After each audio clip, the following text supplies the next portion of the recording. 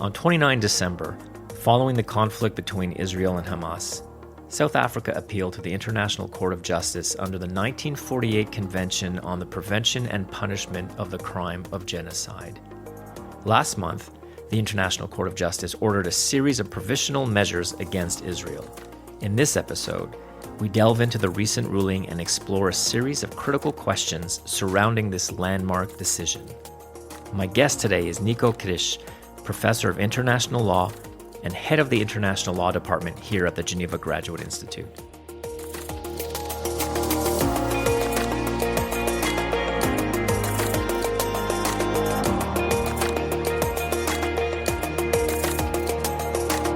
Welcome to the What Matters Today podcast from the Geneva Graduate Institute. I'm Dan Graham, Head of Communications at the Institute. In this podcast series, we ask members of our faculty to comment on key global issues.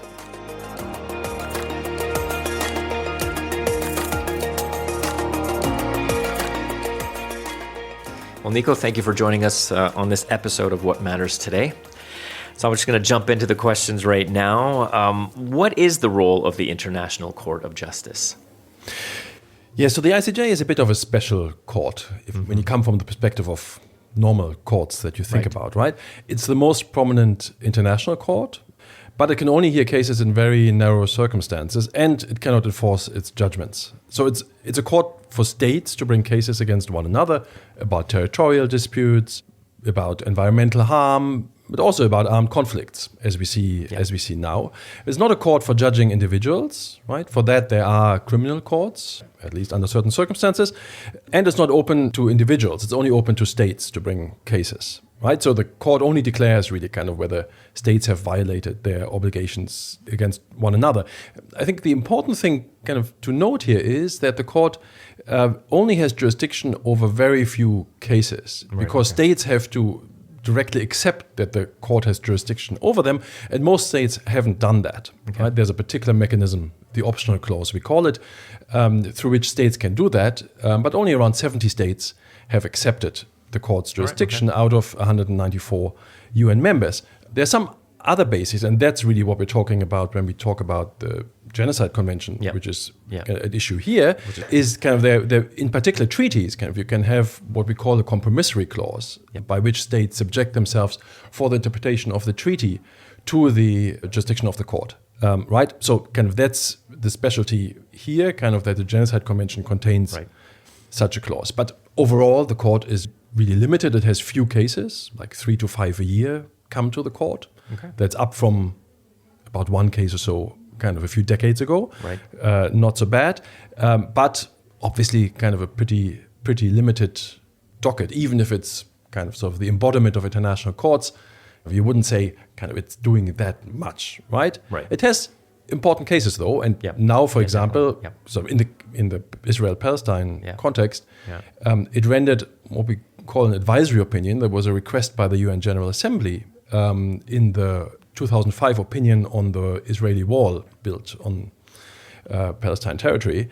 And now there's, for example, the advisory opinion on climate change, obligations of states with respect to climate change, that is on the docket of the court, and the court will have hearings soon about that. So there are important cases, but they're few and far between. So on the topic of Israel and Palestine, what prompted South Africa to pursue this approach with the International Court of Justice, and within what context did they do so? So South Africa obviously has a kind of particular relation to the Palestine cause, right? So that's in a sense the political background that we have to be aware of here. It has long been a champion for Palestinian rights. Nelson Mandela kind of once said that we know too well that our freedom is incomplete without the freedom of the Palestinians, right? And that has been kind of a motto of South African foreign policy kind of in this respect for long. So there's generally much sympathy for the Palestinian cause in Africa. South Africa maybe is even special. And so South Africa had been co-sponsoring General Assembly resolution, pushed for a Security Council resolution on a ceasefire. And it is also telling kind of that South Africa brought the issue of the ceasefire and especially kind of the implementation of provisional measures back to the Security Council once the ICJ had rendered its order in end of January. But there's also an interesting judicial background that we have to understand here, because it's not usual that countries take other countries to court for potential genocide. There's been a precedent kind of a number of years ago where the Gambia sued Myanmar for genocide, 2019, related to the persecution, potential genocide of the Rohingya people. And that was contested by Myanmar because it said, well, it's not that any country can just take us to court for something like this, because South Africa, the Gambia at the time, was not directly affected by what was happening. But the court dismissed that objection and said, no, in the case of the Genocide Convention, all parties to the convention have an interest in the compliance of all other parties to the convention, and so they can claim that in front of the court and they can bring that case, right? So with that precedent established, there was a good possibility, obviously, an opportunity for South Africa to do the same in the present. And there's also another kind of interesting kind of element here, and that is related to the intention of South Africa to get an order for a ceasefire.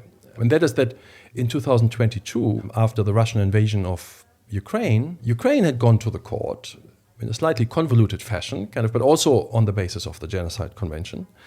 And in these proceedings, the court did indeed order a cessation of hostilities from Russia. Well, it didn't happen.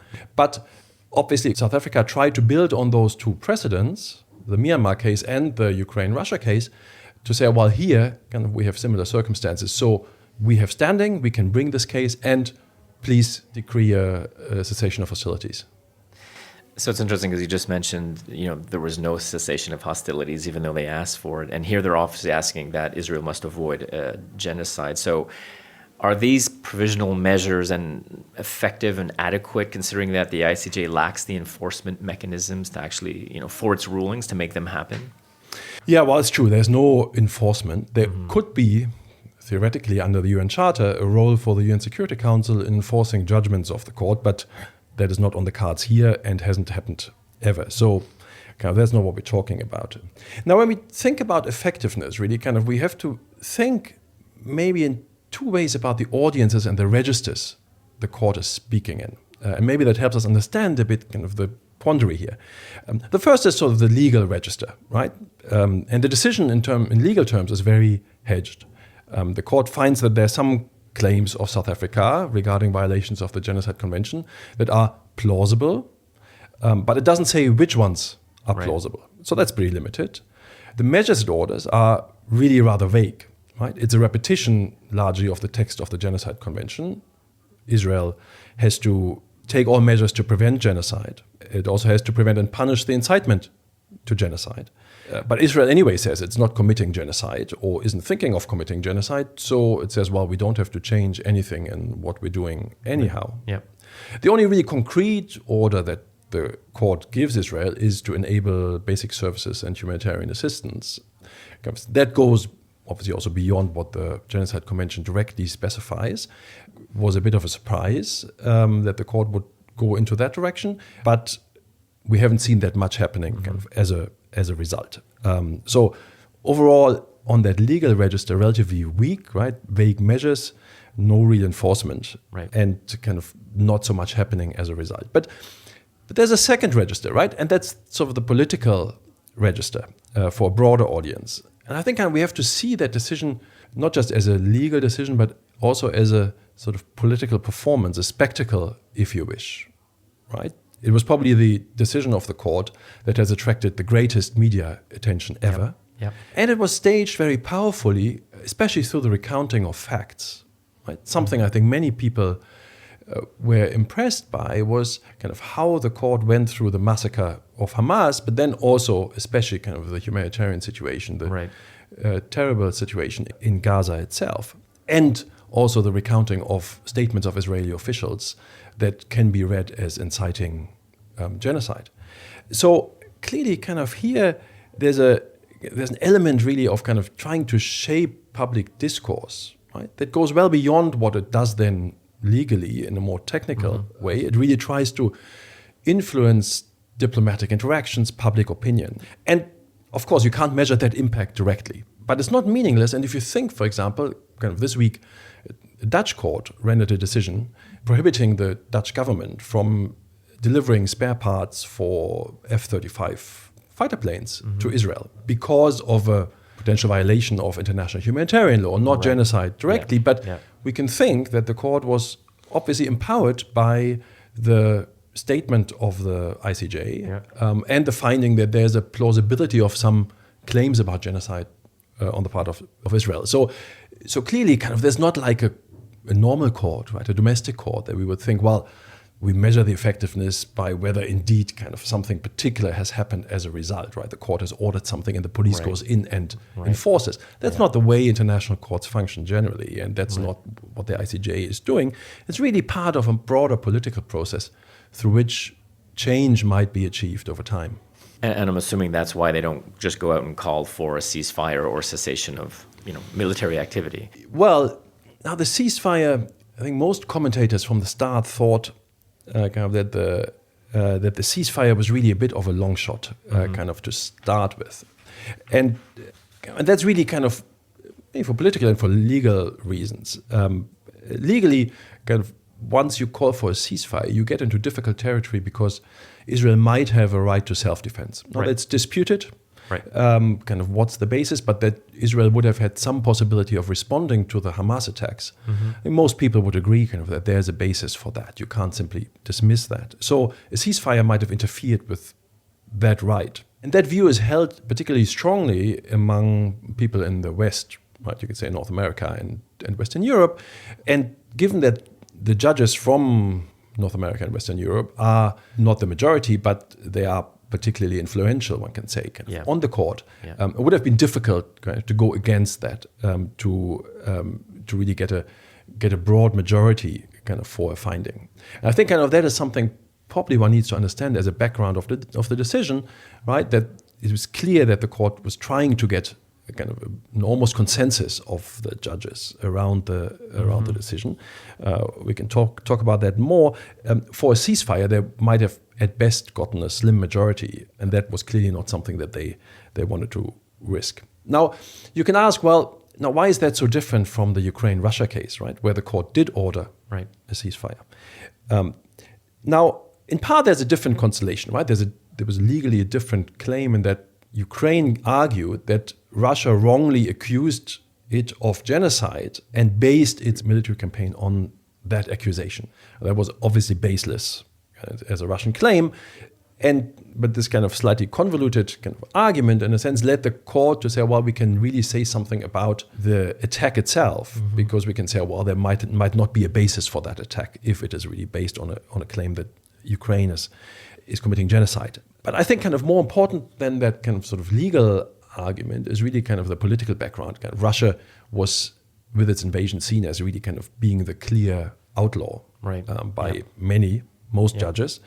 Kind of the votes against the ceasefire in that case were only kind of from the Russian and Chinese judges. So there was really kind of a broad majority around that. And the situation in the case of Israel really is kind of, I think, politically different, because the use of force itself is obviously contested as well, right? Many people say Israel does not have the right to use force. But there are enough members of the court, surely, that would hold that Israel can use force, and therefore kind of the situation, I think, kind of politically was really different from the Ukraine-Russia case.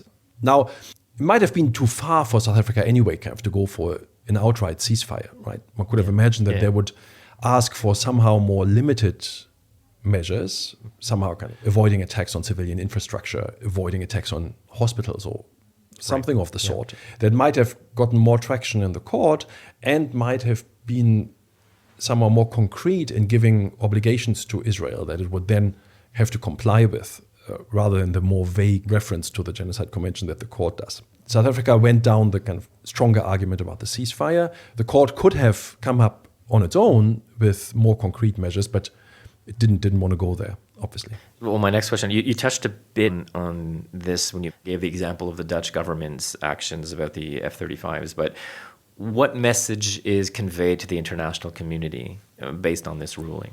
Yeah, so, I mean, I think it's kind of really a message on two levels. Kind of one is more concretely a warning, right? So the court somehow puts people on notice that there might be a genocide happening. It doesn't say anything concrete about whether that is the case. It's a provisional measures decision. They haven't heard evidence, not in any depth. The findings are all prima facie, so kind of really provisional. But nevertheless, kind of it's a powerful message. It should help spur further action to do something about the conflict. It should put Israeli allies on alert, kind of countries like the Netherlands that might deliver weapons or otherwise kind of help Israel. It should also be, I think, kind of received as a warning in Israeli domestic discourse and kind of politics. So I guess kind of that might just as well have been a target here. Because genocide is, of course, it's a very special accusation, right? It's an international crime, right? If it's committed, it's not only the state, but also individuals that might be criminally liable, and the ICC is, of course, investigating. And the fact that the court found some of South Africa's claims plausible is already a bit of an indictment, right? Kind of states wouldn't normally want to get close to being seen as potentially committing genocide. Right? So that warning element, I think, is important. But the second level, I think the court was speaking on, was really to send a message of unity here. Political response to the Gaza conflict obviously is highly divided. Pretty strong majority in the General Assembly, kind of in favor of a ceasefire. Clear divide in the Security Council, and obviously we get there especially because of Western resistance and the US veto. So in that context, it is really remarkable that the court would speak with almost one voice, right? It was for most of the orders 15-2 or 16-1 majorities.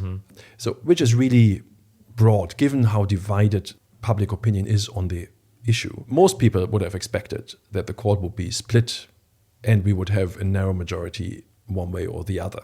So that didn't happen. And clearly achieving this kind of consensus was somewhat costly, right? Both sides had to pay a price. And you see this in the declarations and separate opinions that are attached to the order, where kind of some judges say, well, no, there's no plausibility that there's actual genocidal intent. Even though they say, well, of course, the court says, well, there's a plausibility of some claims. So there's a hedging on the part of some judges. Other judges, the Indian judge, for example, kind of says, well, countries should actually cease hostilities, right? So clearly would have wanted to go further, but didn't get the majority or kind of the broader court around that claim.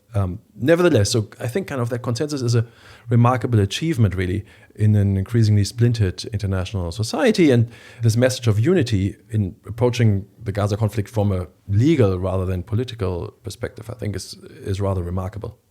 And on that point, and my final question is, could you provide insights on the legal definition of genocide under international law and share your opinion on its relevance given the current conflict?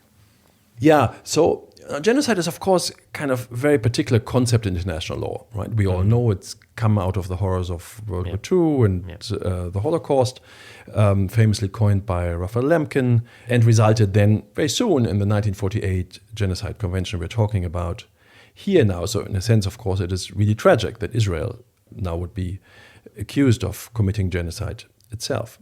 Now, Lemkin thought of genocide in relatively wide terms, kind of including not only the physical destruction of the group, but also psychological, cultural forms of genocide, kind of when he kind of first laid out that kind of concept. Now, genocide, as it is understood as reflected in the Genocide Convention, kind of is narrower, right? Contains different forms, killing, causing serious bodily harm, and the like, mostly related to the physical destruction of the group, and all with an intent to destroy, I quote, in whole or in part, a national, ethnical, racial, or religious group as such.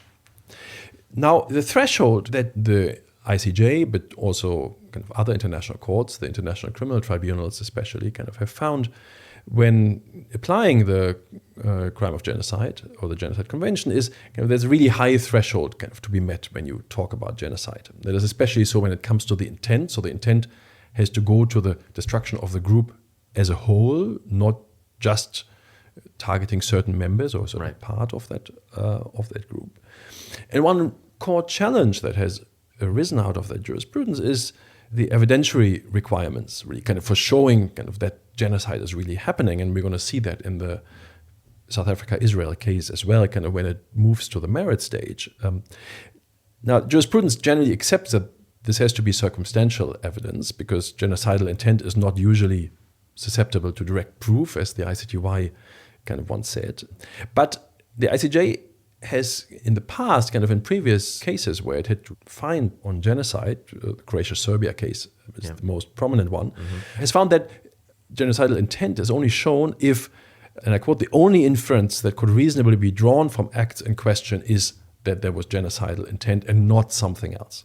So that's very narrow, right? You have to say, well, there's no other plausible explanation of what's happening, but kind of that the country wants to commit genocide. Now, that's narrow, but it's also being contested. So if you read, for example, kind of the interventions of many states in the Gambia-Myanmar case on genocide, kind of they're often more permissive, really, in their interpretation. And there's especially, it's interesting, in an intervention made by 6 Western countries, including the UK and Germany, where they call for a more balanced approach on the part of the court, where they emphasize more the reasonableness of the interpretations. They say, well, we can really only talk about it being the only inference from the reasonably available interpretations, not just any possible interpretation. So thereby trying to kind of make it a more feasible threshold somehow to meet. So this really means that also for the current case, it's going to be really difficult to prove genocidal intent if the court continues those high threshold requirements. It's not going to be easy to show, and you see some hints at that already in some of the opinions and part of the original order that will, of course, kind of then be dealt with in the merit stage. It's not entirely clear that the court will really continue in this very strict fashion, right? It is under pressure, under sort of pressure from some countries in the other case, in the Myanmar case, but obviously under political and moral pressure kind of to do something about that, not simply to kind of retreat to a technical assessment. So it could be that something changes here, that the court is more open to kind of a broader understanding of genocide, and especially of inferring kind of genocidal intent out of a conglomerate of different statements of officials, obviously, but also kind of the very fact that the amount of destruction that we see kind of happening in Gaza really makes it a relatively plausible claim that Israel is intent on driving Gazans out of the Gaza Strip. Now, whether that in and of itself, with a narrow interpretation of genocide, would amount to genocide or might then be understood as possibly ethnic cleansing, somewhat different category, remains to be seen. And obviously kind of the court will, in a sense, with more time, assess the evidence of what one sees. It might be more open, more flexible. In part, that might also be because, of course, it sees that the Genocide Convention is one of the few bases on which its jurisdiction rests for cases like that. Now, it might say, well, we don't want those cases anyway because they're very tricky to handle. And then it might say, well, no, let's keep genocide really narrow because kind of that means kind of we can make a technical finding, well, no, it's not been genocide. But they might also say, well, truth needs to be spoken to power, and we're the only ones around that can do this properly. And we want those cases to at least have some influence, which might lead them to say, well, maybe we want to be a bit more open and allow those cases to come in and make a finding on the extent to which they approximate genocide. Thank you, Nico. This was very interesting. Thank you once again for joining us for this episode of What Matters Today. Thank you. My pleasure.